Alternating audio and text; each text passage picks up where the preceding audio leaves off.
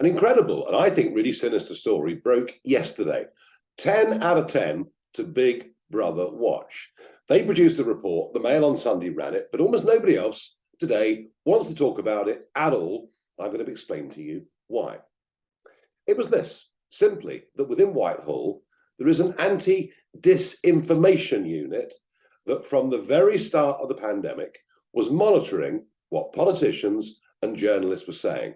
Firstly, about lockdown policy, and secondly, about the vaccine and any potential harms that might have come from it. And it's incredible to see a list of very, very senior figures, whether it's David Davis or Julia Hartley-Brewer or whoever it is, and to think that the Army's, yes, I'm not joking, the Army's 77th Brigade was there recording and monitoring these people and at the same time trying to assess public opinion, and then in touch with the social media companies, you begin to understand how big government, big social media companies, and big pharma work together throughout the pandemic to suppress any open debate. To think the sort of, an Orwellian Ministry of Truth that genuinely exists within Whitehall. And by the way, there have been absolutely no government sources saying that this is not true. So why are you not seeing this all over your newspapers? Why are you not hearing it on radio, on telly? Why is this not the most incredible story? Well, I'll tell you why.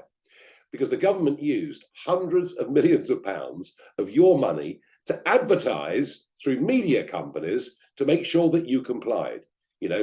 Could you look into his eyes and all the rest of it? You remember that huge campaign of fear they launched. And the truth is that so many in the media, newspapers particularly, made an awful lot of money out of it. And because they were doing so well out of it, they too in turn did not question and query things as early as they should have done. And we're going to look back in years to come at lockdown. The arguments about vaccines can go round the houses forever. All vaccines have some harms. So to deny there are no vaccine harms is crazy.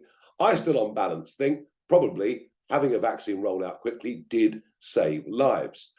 But there should be allowed to be a debate. But what I'm in no doubt about is that repeated lockdowns have done massive long-term financial, economic, business, social, mental harm to people of all generations in this country.